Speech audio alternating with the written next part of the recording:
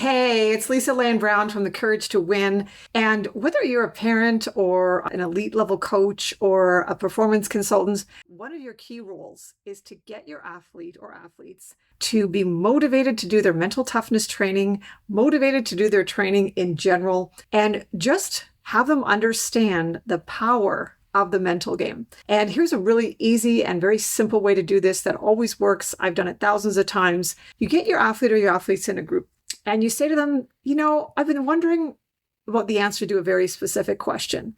Have you ever played really, really well or performed really, really well and very poorly in the same season? And you get them to give you a show of hands and all the hands will go up.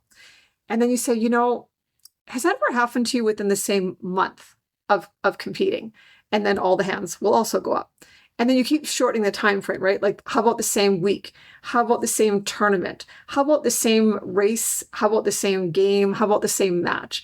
And of course, all the hands will eventually go up. And some people will say right away, they'll see where you're going and they'll say, yeah, within the same shift sometimes. And then you ask them another important question, which is this. It's, well, do you think your skills change from day to day? From hour to hour? Like, how can you have a terrible performance in the morning and a peak performance in the afternoon when your skills have not changed? And they'll all look at you and they'll say, I think it's because of the mental game. My mind wasn't right in the time that I didn't have that peak performance. And at that moment, they'll start to really think about, there is a really big difference between the times where I'm mentally going and the times when I'm mentally flat. And then you tell them a story. You tell them a story that's designed to have them understand and see the power of the mind. And it can be your story as an athlete or as a person in life. It can be the story of a famous athlete, if you will. I'll give you my story, and then you can use this one if you want.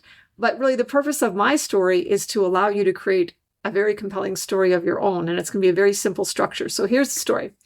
I got involved in mental toughness training as an athlete in my sport, which is ringette, which is a Canadian ice sport, similar to ice hockey, 5 players aside and a goalie in each net. And I became aware, even though I loved my sport, that I was a mental marshmallow. I had these wild confident swings from one week to the next, and I never knew why, and they hurt me all the time. And then I had an experience where we lost the national championship with 1 second left on the clock. And if you've ever had an experience like that, where you compete really hard and you're going, everything is going so well, but then you just lose at the very end, you know how devastating that is. And I was crushed to lose because losing hurts. But I was also devastated because I underperformed, right? I choked in the biggest game of the year for my team. And I told my grandmother and the people that I went to grade school with and my neighbors that this game was on TV. And there I was playing just terrible. That wasn't even the worst part. The worst part was that my good friend on the team, she got all 5 goals. We lost 6-5 and she got all 5 goals, which never happens. And it never happens in a national final.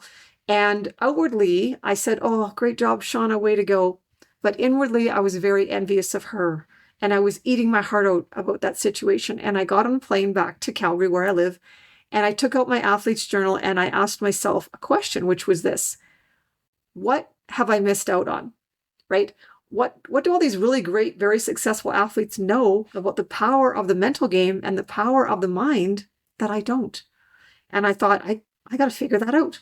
So I started studying and I started reading and I started listening, and I realized that a lot of people knew about mental toughness training, about sports psychology, and a lot of people had really good results. Even Michael Jordan, the greatest of all time in basketball, said, I didn't really buy into that whole mental game stuff when Phil Jackson, his coach, first asked me to do it.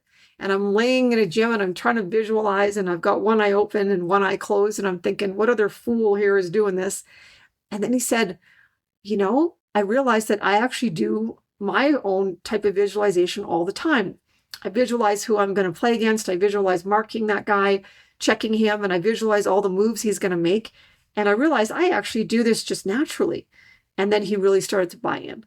So one of your very first jobs is to get your athletes, if you're a parent or a coach or a performance consultant or whatever you do, is to get them to understand the power of the mental game. So go ahead, ask them those questions, come up with a story, any story that you like, and go ahead and try it. And you'll start to see that they will understand that you know what you're talking about and that you can motivate them to train and motivate them to do mental toughness training. Go ahead and try that. Leave your comments below. Oh, and by the way, download my Never Choke Again Sports Mental Toughness Handbook in the link below, and you'll get some fabulous free tips. You can give it to your athletes if you want. So it's in the link below. Go ahead and do that. And give me your comments because I want to know what you think about this. And if you try it, let me know and I'll talk to you again soon.